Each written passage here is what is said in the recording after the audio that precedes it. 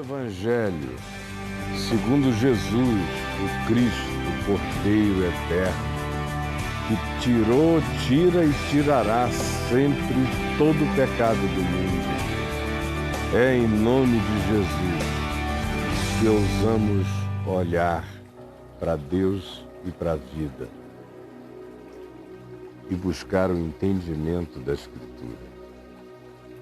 Eu estou aqui no livro de Ezequiel e o contexto do livro é aquele do exílio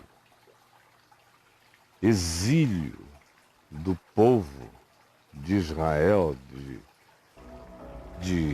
da Judéia, dos judeus,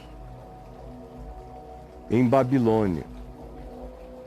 E Ezequiel é um desses profetas que profetizam dentro da angústia do exílio.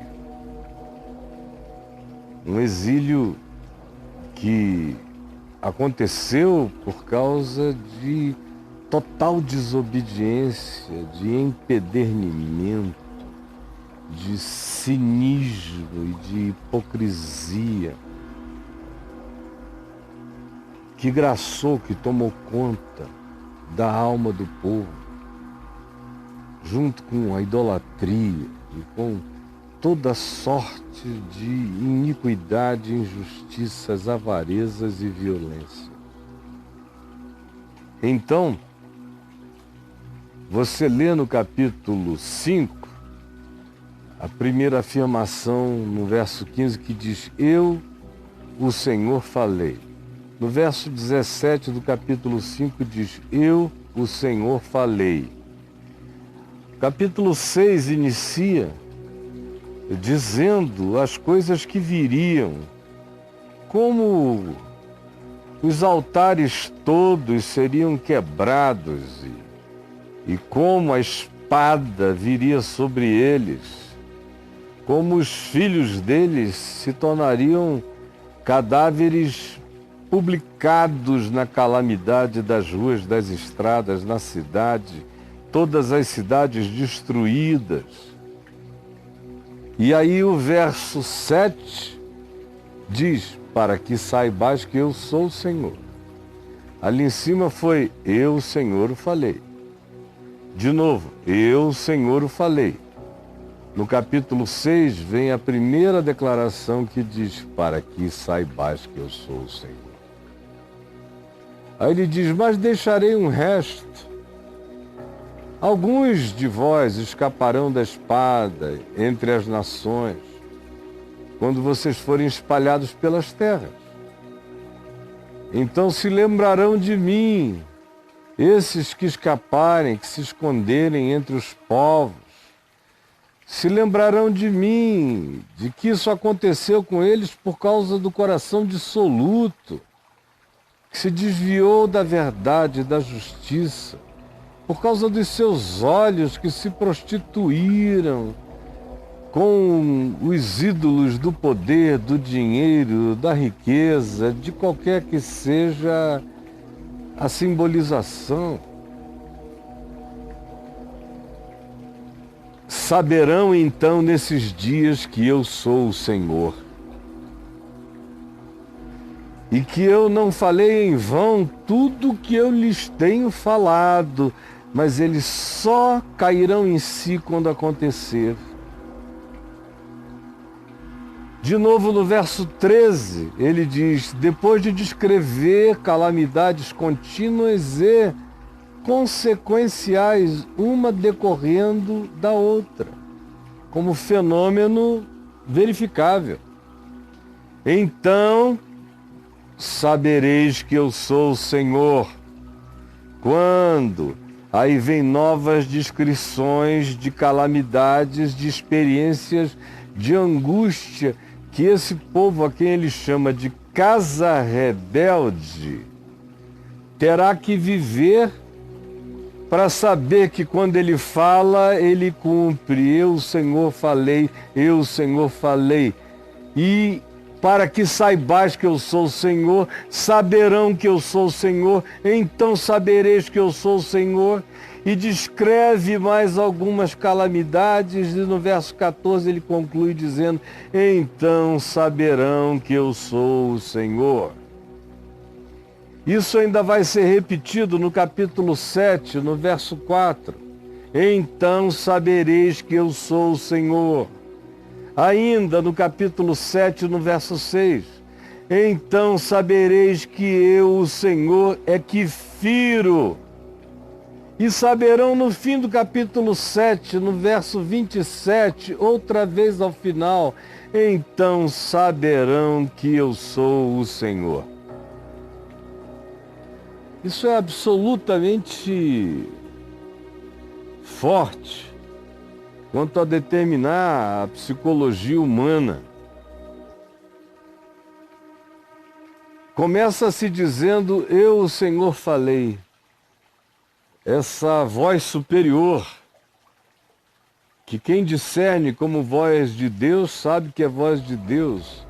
Quem não discerne como voz de Deus chama de grito da consciência. Chama de vocalização interior. Chama de intuição perturbadora. Mas é o Senhor falando. Falando, advertindo, prevenindo, dizendo: não faz, não faz, não faz. Porque se você fizer e continuar fazendo, o seu ato de fazer atrairá tudo o que esse tipo de feito, mal feito, atrai. Não precisa haver perseguição divina. Um abismo chama outro abismo. Um pecado chama outro pecado. Uma iniquidade chama outra iniquidade. Uma mentira chama outra mentira. Uma espada chama outra espada. Violência chama violência. Os nossos atos são seguidos pelas consequências deles próprios. Pois aquilo que o homem atuar, isso também será atuado a respeito dele. Pois aquilo que o homem semear, isso também ceifará. Essa repetição de sempre. O juízo de Deus nunca foi conhecido na terra. Quem jamais conheceu o juízo de Deus? Esse que conhecesse, que experimentasse o juízo de Deus mesmo, viraria as coisas que não são, deixaria de ser, desexistiria eternamente, cairia em estado de extinção, onde a morte e o inferno serão extintos. Essa é a ira. Aqui neste mundo, a gente recebe como ira divina tão somente as consequências das nossas ações, dos nossos atos. Nós semeamos ventos, nós colhemos tempestades.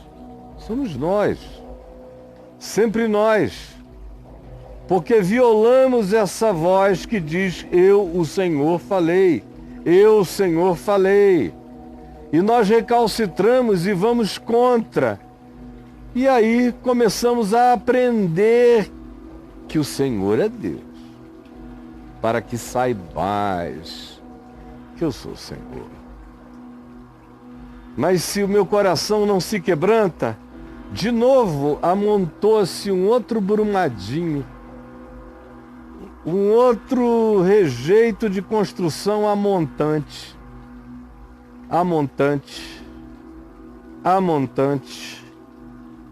até que isso se derrama, como lava que decorreu do meu amontoamento, da minha construção amontante, até o dia do derrame.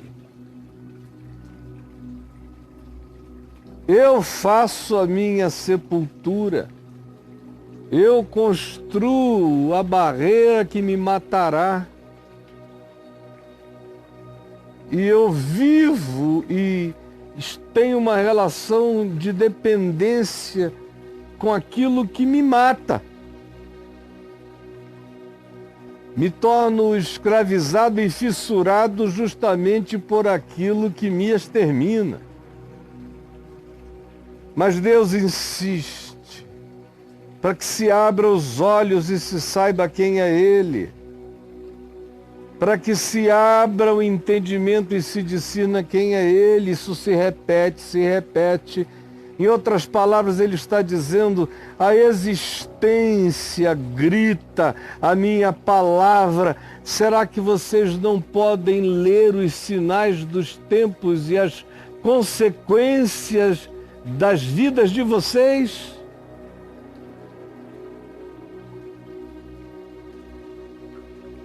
O verso 9 dói no coração, 9 do capítulo 7. Quando diz, Deus dizendo algumas outras coisas, deixa eu começar de um pouco antes, como no verso 4, ele diz que esse juízo é a volta dos nossos próprios caminhos sobre nós.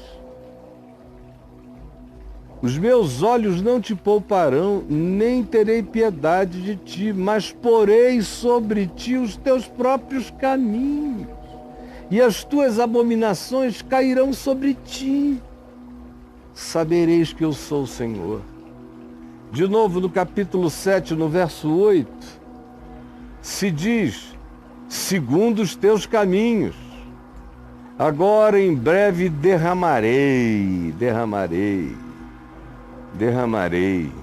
cumprirei a minha ira contra ti, julgar-te-ei segundo os teus caminhos. Mas são os teus caminhos, os meus caminhos, voltando sobre mim. No verso 9, de novo se repete. Vocês vão receber segundo os seus caminhos. De modo que não existe nenhum juízo de Deus que não seja estabelecido pela medida do meu próprio pecado, pela construção amontante do derrame que me cobrirá. E então o verso 10 diz, eis o dia. Quando chega essa hora, quando chega esse dia, é só perplexidade. É como a experiência de Mariana e de Brumadinho mais ainda, porque Mariana foi 3 anos antes e houve avisos e notificações e avisos de que poderia acontecer com várias, inclusive Brumadinho. Se sabia, até que chega o dia. E chega o dia. Ninguém acumula aquilo que é contra si mesmo para sempre, sem que isso volte sobre nós. E Brumadinho é uma metáfora desse significado espiritual sobre o qual eu falo aqui. A advertência de Deus dizendo, olha, eu estou falando, para isso aí, para de fazer essa barragem amontante. Quanto mais ela crescer, mais ela virá sobre ti, e a medida desse derrame será do tamanho dos teus caminhos, das tuas ações, dos teus feitos. Então vem o dia, eis que vem sim o dia, brotou a tua sentença, veio o dia, já floresceu a vara seca, veio o dia, reverdeceu a soberba se renovou, evocando o juízo sobre ela própria. Levantou-se a violência para servir de vara perversa. É isso que vocês estão fazendo. Nada restará, portanto, desses que procedem assim, nem da sua riqueza, nem dos seus rumores, nem das suas famas, nem da sua glória. Porque vem o tempo, vem o dia, eis que vem. É chegado o dia. O que compra, não se alegre com o que compra, porque não haverá prazer. E o que vende, não se entristeça, porque não está perdendo nada. Porque a ira ardente está sobre toda essa multidão que ouve, que sofre e nunca quer discernir a voz de Deus gritando dentro da existência que nós estamos construindo barragens amontantes que se derramarão contra a nossa existência. E o dia é chegado. Porque o que vende em dias como esse, fique sabendo de uma coisa, não tornará a possuir aquilo que vendeu, não vai melhorar. Você está vendendo por necessidade, pode saber, você não vai conseguir comprar de novo, não vai conseguir reaver. Foi. Por mais que você viva, não conseguirá. Quando se chega nesse dia e nessa hora na nossa vida, as coisas realmente passam e a gente ou aprende a viver uma vida nova ou não espere qualquer tipo de recuperação passada. Por isso é que se diz, o que vende não tornará a possuir aquilo que vendeu, por mais que viva.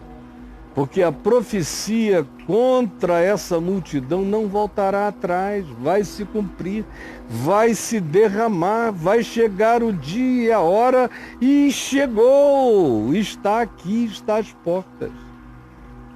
E a advertência da parte de Deus que eu quero deixar com você e comigo, para mim, é esta, do verso 13 do capítulo 7 de Ezequiel, que diz: ninguém fortalece a sua vida com a sua própria iniquidade. Ninguém fortalece a sua vida com a sua própria iniquidade. Ninguém fortalece, ninguém melhora, ninguém fica mais forte, ninguém se torna mais inabalável, ninguém se torna mais protegido, ninguém se torna mais poderoso pela prática da iniquidade. Toda a construção da iniquidade é barragem amontante. Ela se derrama calamitosamente sobre aquele que a erigiu. Porque ninguém fortalece, ninguém fica mais forte, ninguém fica melhor, ninguém fica mais saudável, ninguém é feliz existindo, tendo como fundamento da vida e como meio e fim a prática da iniquidade, de modo que ninguém fortalece a sua vida com a sua própria iniquidade. Isso é tão forte e poderoso quanto a lei da gravidade. Senhor Jesus está aqui de novo e de novo e de novo e de novo, a palavra da verdade, a palavra da profecia, a palavra da justiça, a palavra do juízo, a palavra da luz, a palavra da sabedoria para aquele que ouve, crê e treme. Por isso, eu creio em Ti, ó Espírito Santo, que esta palavra está produzindo e produzirá todos os frutos e resultados para os quais a mente eterna a designou como palavra da verdade. Agora opera e realiza aquilo que nenhum poder humano consegue trazer, que é o convencimento para qualquer mente, especialmente se estiver entorpecida e com o coração endurecido. Por favor, derrama-te. Derrama a tua graça antes que se derrame a tua ira. É o que eu te peço em nome de Jesus. Amém.